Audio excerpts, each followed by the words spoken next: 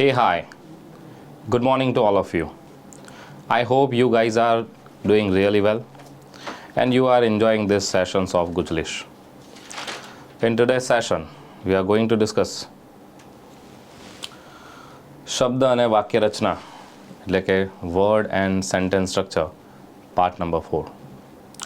આના પહેલાંના 3 સેશન્સની અંદર તમે શબ્દ અને વાક્ય રચના સમજી ચૂક્યા છો. આજના સેશનમાં આપણે શું સમજવાના છીએ? As I promise you before કે મેં તમને સમજાવ્યું હતું તે પ્રમાણે આજના સેશનમાં આજે આપણે ફ્રેઝ અને ક્લોઝ જોવાના છીએ. ફ્રેઝ અને ક્લોઝ શું છે, વાક્ય રચનામાં તે કઈ રીતે ભૂમિકા ભજવતા હોય છે, તેની ઉપયોગિતા શું છે વાક્ય રચનામાં, તે બધી બાબતો આજના સેશનમાં આપણે ડિસ્કસ કરવાના છીએ. સો વધારે સમય ન લેતા સીધા આપણે આજના સેશનની શરૂઆત કરી દઈએ છીએ. Let's start R today session. Before that, I have an announcement for you. WebSankulને 6 વર્ષ પૂરા થઈ ચૂક્યા છે. તમારા બધાનો પ્રેમ, વિદ્યાર્થીઓનો પ્રેમ, ગુજરાતના તમામ વિદ્યાર્થી મિત્રો કે જેઓ સ્પર્ધાત્મક પરીક્ષાની તૈયારી કરી રહ્યા છે તેમના માટેની એક ડિજિટલ ક્રાંતિ સમાન એટલે કે WebSankul એ પોતાના 6 વર્ષ પૂરા કર્યા છે. અને 6 વર્ષ પૂર્ણ કરવાના અવસરે વિદ્યાર્થીઓને અમે આપી રહ્યા છે એક સરસ મજાની ભેટ. અને ભેટ શું છે?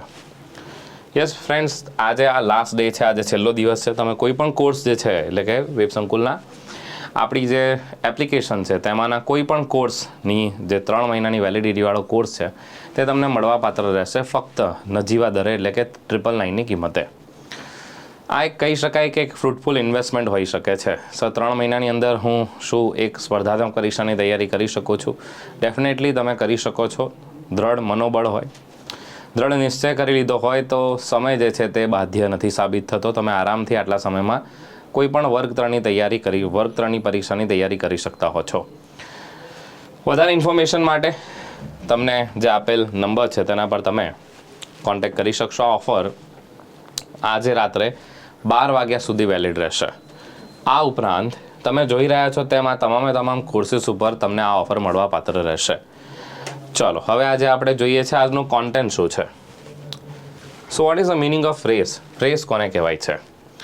તમે ઘણી વખત શબ્દ આ સાંભળ્યો છે, અવારનવાર આ શબ્દ સાંભળ્યો છે. મેં તમને આના વિશે પહેલાં પણ ડિસ્કસ કરી ચૂક્યો છું કે ફ્રેઝનો અર્થ થતો હોય છે કે આની અંદર વર્બ નહીં હોય. પાર્ટ્સ ઓફ સ્પીચનો એક એવો ટુકડો છે કે જેની અંદર વર્બ નથી હોતો પરંતુ તે વાક્યમાં ભૂમિકા ભજવે છે, એક મહત્ત્વની ભૂમિકા ભજવે છે. For example let's see any definition જોઈએ છે, એની વ્યાખ્યા જોઈએ. A phrase is a group of words, એક સમૂહ છે, શબ્દોનો સમૂહ, with some meaning, જેનો કંઈક મિનિંગ છે, જેનો કંઈક અર્થ છે, but without a subject or a verb.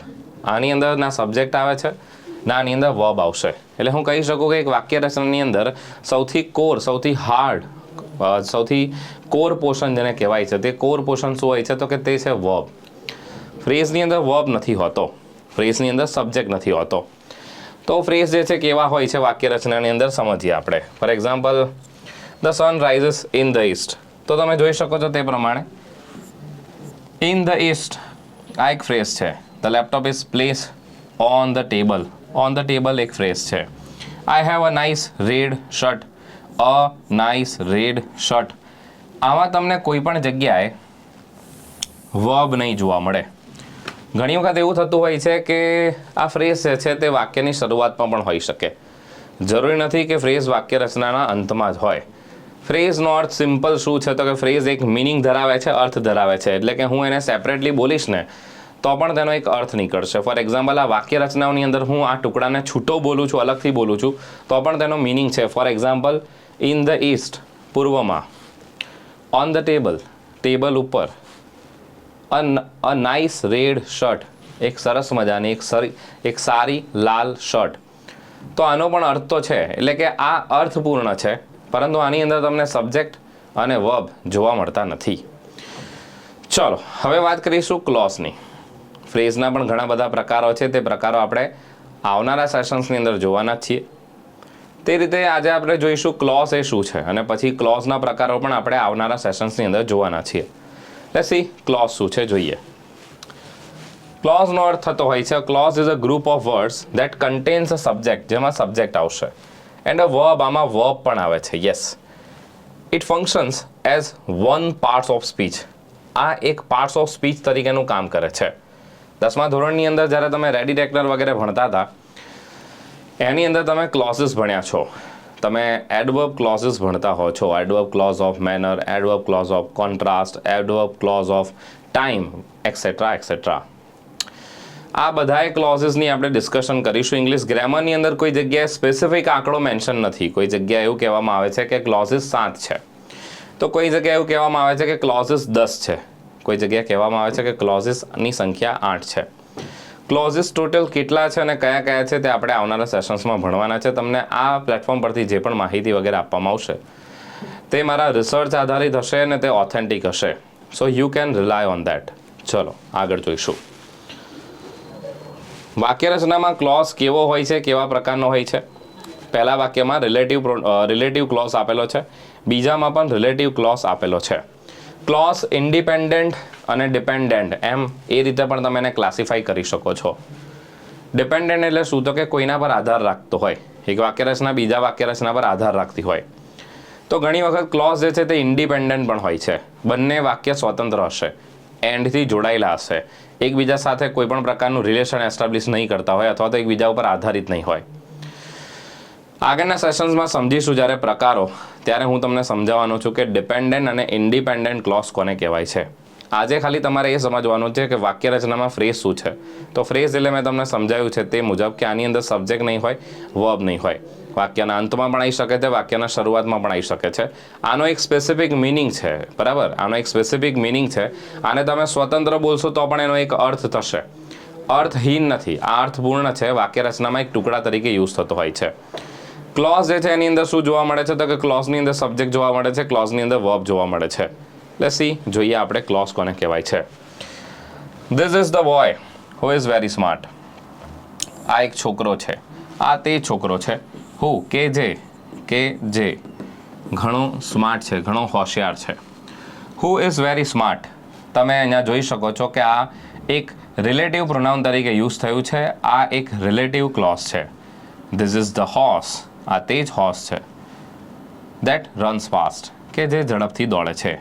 અહીંયા પણ તમે રિલેટિવ પ્રોનાઉન જુઓ છો, આ પણ એક રિલેટિવ ક્લોઝ છે. સર અમને ખબર કઈ રીતે પડે કે આ ક્લોઝ છે? યુ કેન સી કે તમે અહીંયા સબ્જેક્ટ જોઈ શકશો. હુ સબ્જેક્ટની ભૂમિકા ભજવે છે. હુ અહીંયા પ્રોનાઉન છે અને સબ્જેક્ટના સ્થાન પર કોણ આવતો હોય છે? સર સબ્જેક્ટના સ્થાન પર નાઉન કે પ્રોનાઉન આવે છે. આ વાક્યને છૂટું પાડી દો, તમે ખાલી આટલું બોલશો તો પણ તમને એક વાક્ય રચનાનો આભાસ થશે. હુ સબ્જેક્ટના સ્થાને છે, ઇઝ જે છે વર્બની ભૂમિકા ભજવે છે, વેરી સ્માર્ટ જે છે તો ઓબ્જેક્ટની ભૂમિકા ભજવી રહ્યો છે. You can see here. That runs fast. That એટલે કોણ? તો કે ધેટ એટલે આ ઘોડા માટે, ધ હોર્સ માટે વપરાયેલો શબ્દ છે. અને સમજી લો કે આ ધ હોર્સનું પર્યાયવાચી લખેલું છે. આ એક સર્વનામ છે. ધેટ રન્સ ફાસ્ટ, કે જે ઝડપથી દોડે છે. આ સબ્જેક્ટ છે, આ વર્બ છે અને આ ઓબ્જેક્ટ છે. ચલો આગળ વધીશું અને વધારે ઇન્ફોર્મેશન મેળવીએ. લાસ્ટ વાળું વાક્ય તમે જોશો, વેન આઈ કેમ હિયર. તો આ તમને ડિપેન્ડન્ટ ક્લોઝ જોવા મળશે. વેન આઈ કેમ હિયર, જ્યારે હું અહીંયા આવ્યો હતો.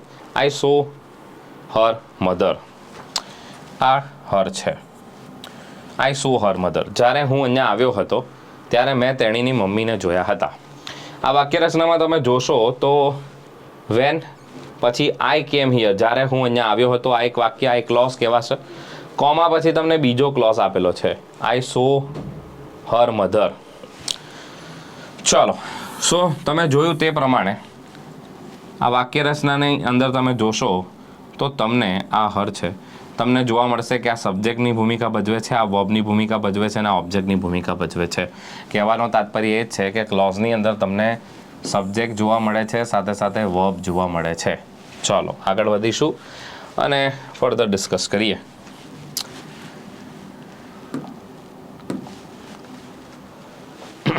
ટાઈપ્સ ઓફ સેન્ટેન્સને જતાં આ સેશનની અંદર હું તમને ટાઈપ્સ ઓફ સેન્ટેન્સીસ પણ જણાવી દઉં છું. એમ જોવા જઈએ તો વાક્યના પ્રકારો ઘણી બધી રીતે પાડી શકાય છે. ફોર એક્ઝામ્પલ સિમ્પલ સેન્ટેન્સ છે, કમ્પાઉન્ડ સેન્ટેન્સ છે, કોમ્પ્લેક્સ સેન્ટેન્સ છે વગેરે વગેરે. પરંતુ આજે આપણે વાક્ય રચનાઓને કંઈક અલગ રીતે જોવાના છે. સૌથી પહેલાં હું વાત કરીશ ડિક્લેરેટિવ સેન્ટેન્સની. આની ડિસ્કશન હું ફર્ધર એટલે કે આગળના વિડીયોઝની અંદર બહુ ડિટેલમાં પણ કરીશ, પર આજે તમે જાણી લો કે ટાઈપ્સ ઓફ સેન્ટેન્સીસ કેટલા છે, કયા છે અને કેવા પ્રકારના છે. પહેલું છે અસર્ટિવ અથવા તો ડિક્લેરેટિવ સેન્ટેન્સ. આને વિધાન વાક્ય, સાદું વાક્ય, પૂર્ણ વિરામવાળું વાક્ય કહેવાય છે. એના પછી છે ઇન્ટ્રોગેટિવ વાક્ય, જેની અંદર તમને પ્રશ્નાર્થ ચિહ્ન જોવા મળતું હોય છે અને પ્રશ્નાર્થ વાક્ય કહેવાય છે. આમાં બે પ્રકાર પડતા હોય છે ફ્રેન્ડ્સ. જ્યારે તમે ડાયરેક્ટ ઇનડાયરેક્ટ વગેરે ભણો છો ત્યારે તમને ખ્યાલ હશે. એક્ટિવ પેસિવ ભણતા હો છો ત્યારે પણ તમને ખ્યાલ હશે. એક હોય છે યસનો ક્વેશ્ચન ને બીજા હોય છે WH ક્વેશ્ચન્સ. એના પછી જો વાત કરીએ આગળ તો એના પછી છે ઇમ્પરેટિવ સેન્ટેન્સ, જેની શરૂઆત વર્બથી થતી હોય છે. આની શરૂઆત ક્રિયાપદથી થતી હોય છે, અથવા તો આની શરૂઆત ડોન્ટથી થઈ છે અને ડોન્ટ જે છે એમાં ડુ નોટ આવે છે અને ડુ પોતે ક્રિયાપદ છે. એટલે કે ઘણી વખત આપણે કોઈને આજ્ઞા આપીએ છીએ, બરાબર, open the door, shirt the window વગેરે જેવા જે વાક્યો છે, સિટ ડાઉન, શટ અપ વગેરે જેવા વાક્યો છે, તે બધા આજ્ઞાર્થ વાક્ય છે, ઇમ્પરેટિવ સેન્ટેન્સીસ છે. એક્સક્લેમેટરી સેન્ટેન્સીસની અંદર એક્સક્લેમેશન માર્ક તમને જોવા મળશે. એક્સક્લેમેશન માર્ક જોવા મળશે, જે ઉદ્ગાર ચિહ્ન સૂચવે છે. What a nice scene, what a nice picture, અને પછી પાછળ તમને એક્સક્લેમેશન માર્ક આપેલું હોય છે. આને ઉદ્ગાર વાક્ય કહેવાય છે ગુજરાતીની અંદર. ઓપ્ટેટિવ સેન્ટેન્સને શુભેચ્છા દર્શક વાક્યો કહેવામાં આવતા હોય છે. Congratulation, may God bless you, may you die soon. એના પછી શ્રાપ આપવા માટે, એટલે મેં તમને જેમ કીધું ને, શ્રાપ આપવા માટે અથવા તો બ્લેસિંગ આપવા માટે, કોઈને વિશ કરવા માટે આમનો ઉપયોગ થતો હોય છે. ચલો, તો સેન્ટેન્સીસના પ્રકાર આપણે જોઈ લીધા છે અને આ સાથે આજે આપણા સરસ મજાના સેશનમાં બહુ નાની અને બહુ અગત્યની બાબતો સમજ્યા છીએ. એક ફ્રેઝને સમજ્યા છે, બીજું ક્લોઝને સમજ્યા છે, ક્લોઝ અને ફ્રેઝ કઈ રીતે કામ કરે છે, ટાઈપ્સ ઓફ સેન્ટેન્સીસ સમજ્યા છે અને હવે પછી જોઈશું આપણે જતાં એક સરસ મજાની ઓફર.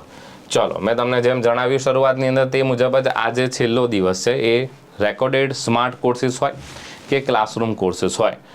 આ ઉપરાંત જેટલી પણ વેબસંકુલ દ્વારા પ્રકાશિત પુસ્તકો છે કે જે એક્સપર્ટ ફેકલ્ટીઝ દ્વારા, એક્સપર્ટ ઓથર્સ દ્વારા, કે જે લોકોનો વર્ષોનો પોતાનો અનુભવ રહ્યો છે, તેમનો નિચોડ તમને આ પુસ્તકોની અંદર જોવા મળશે. આ પુસ્તકોમાંથી પૂછાયેલા પ્રશ્નો જે દર્શાવે છે કે આ પુસ્તક કેટલું ઓથેન્ટિક છે અને કેટલી મહેનતથી તૈયાર કરવામાં આવેલું છે. તમને મળવા જઈ રહ્યું છે તમામ પુસ્તકો પર 50% ફ્લેટ ઓફ, જે ઓફર જે છે આજે રાત્રે 12 વાગ્યા સુધીની રહેશે. અને જો તમે ₹500 એટલે કે 500 રૂપિયા કરતાં વધારાની ખરીદી કરો છો આ બુક્સની, તો તમને કુરિયર ચાર્જીસ જે છે તે લેવામાં નહીં આવે. તમારે આ પુસ્તક ઓર્ડર વગેરે કરવું છે તો તમારે આપણી ઓફિશિયલ વેબસાઇટ, આ ઉપરાંત આપણી ઓફિશિયલ જે એપ્લિકેશન છે તેના પરથી, આ ઉપરાંત તમે આ વોટ્સઅપ નંબર પર પણ કોન્ટેક્ટ કરી શકો છો. આ સાથે હું સંદીપ સર રજા લઉં છું વેબસંકુલના આ સરસ મજાના પ્લેટફોર્મ પરથી. મળતા રહીશું આવી જ રીતે આપણા ગુજલિસના એપિસોડની અંદર. આ સેશનને તમે શેર નથી કર્યો તો આ સેશનને શેર કરી દેવા વિનંતી છે.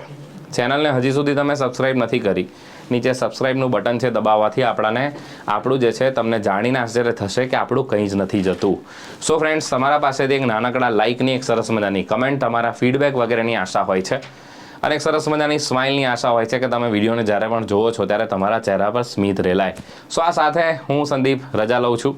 देखता रहो वेब संकुल ऑफिशियल. जय हिंद, जय भारत.